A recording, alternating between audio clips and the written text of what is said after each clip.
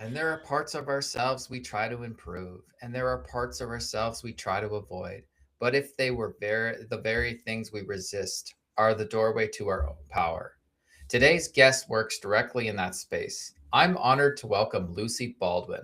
Lucy teaches planetary magic and shadow alchemy, guiding people to reconnect with their innate power by building a conscious relationship with both their inner world and the forces that influence their external reality. Her work invites us to see the planets not as distant objects, but as living allies, energetic patterns we can work with, rather than feel controlled by. Through methodologies, their existential kink, ritual, and deep shadow integration, Lucy helps people uncover the hidden drivers behind their desires, patterns, and resistance. Her approach challenges the idea that we need to fix ourselves and instead ask to understand, integrate, and even find the power in the parts of ourselves we've been taught to reject. As you listen today, you may begin to see your patterns differently, feel less resistance toward parts of yourself, and recognize that your power may be closer than you think. This is Beyond Transcendence with Andrew. Let's begin. Welcome to the show, Lucy. Thank you. Lucy, for someone hearing the term planetary magic for the first time, what does that actually mean in a practical sense? Well, it's sort of, I would say, witchcraft adjacent. So it actually literally means doing rituals and working, but doing them with the planets. And, the planets are these archetypes that have deep grooves in the collective psyche.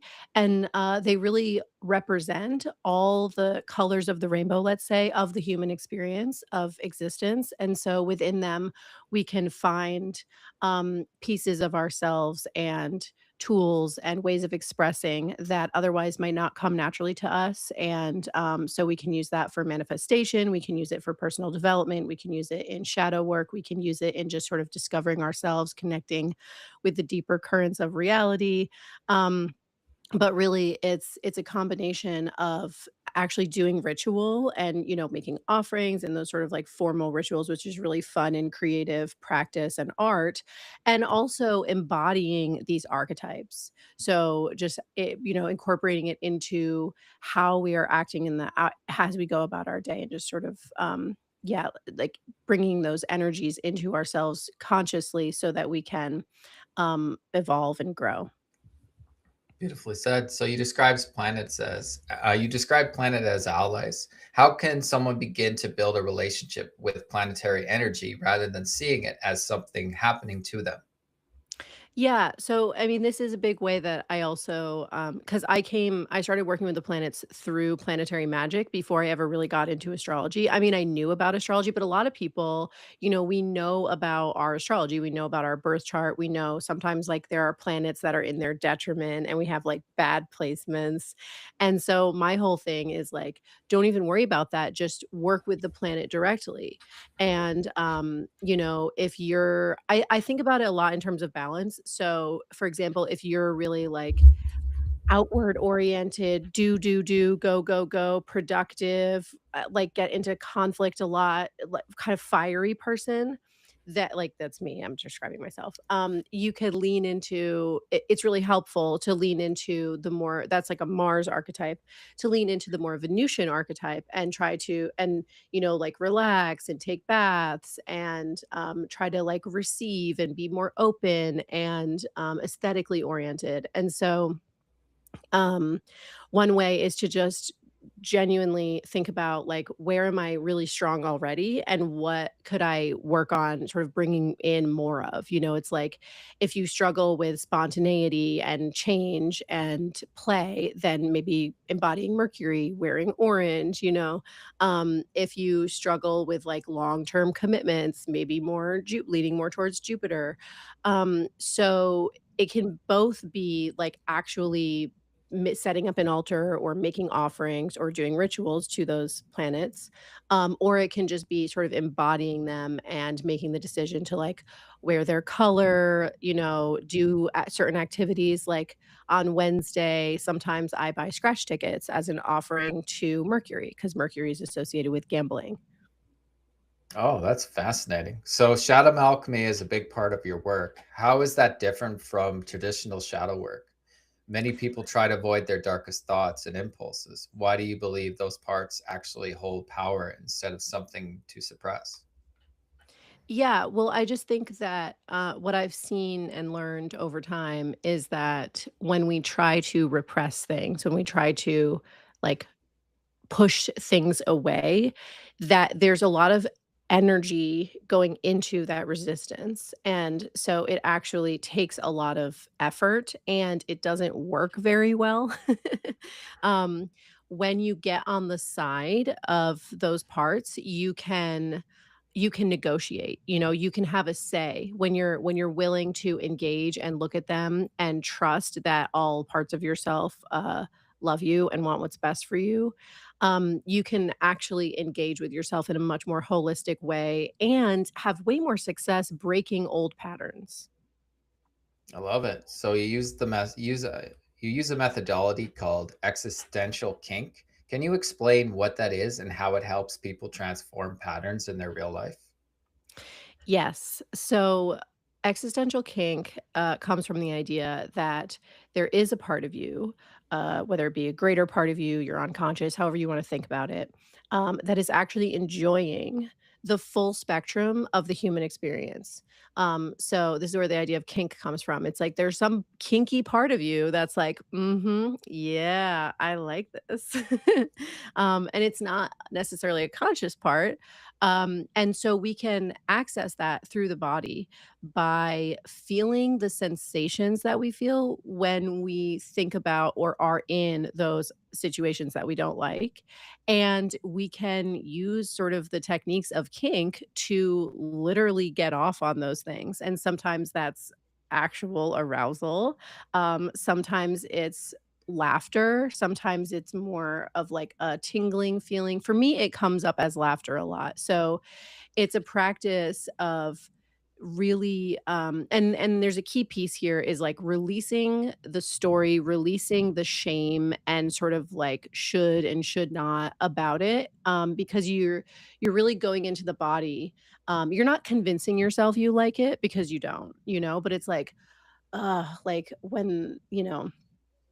when I look at my bank account and there's like $20 in it and it's like that sensation of like heat or frustration or whatever that feels like, it's feeling that feeling and then kind of, yeah, giving yourself permission to enjoy that feeling and get off on it.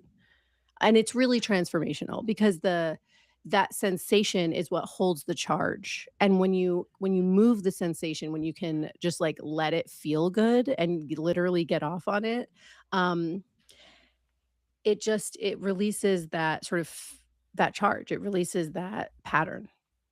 Fascinating. What are some of the patterns you see in people that are actually being unconsciously reinforced by their own energy?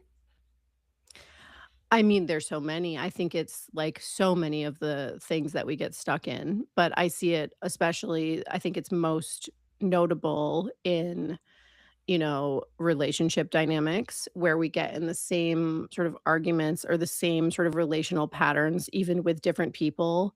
And, and then it's like, am I picking wrong? Is it something that I'm doing? Is it, we kind of like berate ourselves for the situation. And really what's happening is that it's just these unconscious patterns that just keep playing out over and over. And it's all in us to show up differently, but it's really hard to do that if we're not even able to have the kind of the self-control in the moment. And this is where when we release the charge, because what happens is the sensations, like that charge, the sensation comes on and it's uncomfortable. And so we slip into this more automated way of being, right? I mean, I feel like you know all about this.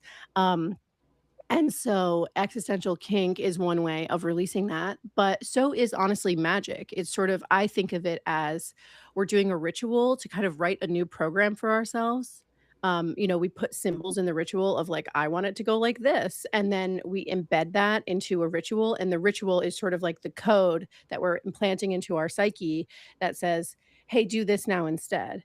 And sometimes it's not gonna like so if rituals don't work, it's usually because there are some sort of shadowy, unconscious things going on there that still need to be unraveled.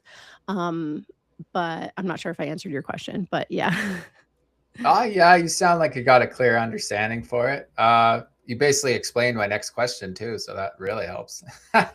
For someone who feels stuck repeating the same cycles, what is the first step in shifting from resistance to awareness?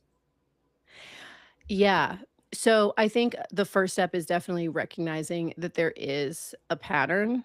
And a lot of the processes that I take people through usually involve kind of investigating like what are the beliefs that I'm holding? What are the identities that I have? Because our thoughts and behaviors stem from those beliefs and identities, right? So if I believe that a mom needs to be like completely available to their kids all the time and be a provider and make sure their child feels good all the time. You can have this whole series of beliefs that completely contradict each other and that are impossible to meet. And so we could torture ourselves that way. And so it's sort of like, what are the beliefs that I'm carrying that I don't even necessarily know that I'm carrying? And also like what are my expectations of a person that I'm in a relationship with? Are those even realistic? Like could any human even meet the expectations that I'm carrying? And so a lot of times the answer is actually just no. And we don't realize that we have those. So it's a lot of just investigating what do I think this should look like? What are my expectations? What are my beliefs? And of course, also what are my identities? Like I always say this, if you identify as being broke, you could make all the money in the world, but you'll just immediately spend it. So um, you also have to look at your identities and think about like who you believe yourself to be. Very good. So there could be skepticism out there around topics like magic and shadow work. How do you help people approach this work in a grounded, real way? Yeah, I mean, I think that I'm always careful, especially with existential kink. And you'll know, I did say, like, you can't convince yourself that you like something you don't like, because people can definitely get into fantasy and bypass and just and gaslighting themselves. So I think it's just really important to stay grounded. And I honestly, with all of this work, I feel like there's a lot of different types of spiritual, interpersonal, individual, like, personal development work, and we're all kind of usually saying the same things in different language, and a lot of it is about discernment and, trusting your intuition, and sort of, like, the balance between what is true in the, like, 4D reality versus what is true for you, like, what are the stories that you're telling? And so kind of understanding how all of that fits together. And this is where the planets are really cool too, because we have, the moon is really like in fantasy, right? And on an emotional ride, but Saturn is really in the 4D reality. So it's like you have to hold both. You can't just lean all the way. And then you have Mercury, which is sort of the third side of this, which is like you can tell any story, anything can be true. What even is truth? Does truth even exist? But it's like you have to balance these energies. So you have to balance that, yeah, there is a 4D reality, and also the story that you tell is your own story, and everybody's is going to be different. And truth is very sort of abstract, and also there is a truth. So yeah, I think that it's just really important. I mean, discernment, discernment, discernment is what I always come back to. And I think that I'm really so I have a degree in cognitive science, and I started my sort of spiritual journey, actually, that's not true, I started my spiritual journey in philosophy, but then I got really into physics, and then I realized, like, "Oh, these people don't know anything." Like, I realized, "Oh, wait, philosophy is the foundations for physics," so then I went back, but then I realized, like, the human mind is the lens, and so that has to be taken into consideration, and language, because everything that we think is being filtered through the human mind. So I really am kind of a realist, and that's why I speak about magic in terms of, like, it is kind of like a program that we're like a computer program that we're putting into our own mind when we do a ritual. Um, and people are always gonna be skeptical, but I just think it's a fun lens, and I love the way that the planets give us this spectrum that we can work with, and a framework to find balance and incorporate aspects of ourselves or qualities that we normally, like, wouldn't think we could have, and that opens up so much more possibility for us. I love it. So, for someone listening right now who feels disconnected from their power or unsure where to begin, what is one step you would invite them to take? I would recommend, um so I would probably start, if you don't know where to start, um I would probably start with Saturn, like, if you need a specific planet to start with, because Saturn is the foundation for everything, and Saturn is lead, associated with lead. It's like the 4D reality that we're living in is so dense and intense, but lead is also extremely malleable, and Saturn is both, like, masculine and feminine, and it has this really um, responsive quality to it where you can, it can help you move things. I notice a lot of people when they're sort of, like, stuck, let's say, it's usually because there's unfaced truths, like truths with a capital T. Maybe it's grief, maybe it's fear, maybe it's pain of some kind, and Saturn is really gentle at helping you sort if you ask for gentility, at helping you face those things. Saturn is associated with time and death and the 4D reality, and so, um, those are kind of the things that bring up grief for the most part, and so working with Saturn can kind of give you a foundation, and also help you open up and move whatever sort of unresolved pain there is. And so what that could look like is I would recommend just, like, lighting a candle. I always tell people just Google the Orphic hymn to Saturn because it's an ancient hymn, it's a poem that people have been using for hundreds of years, and that way you're calling in the right energy, the right archetype. It's, sort of safe, I would say. And then just yeah, just sort of genuinely just speak to Saturn, like, help me, or this is what I want. And you can just ask for things and you can just have a dialogue with this archetype. I love it. So, where can people find you, Lucy? People can find me.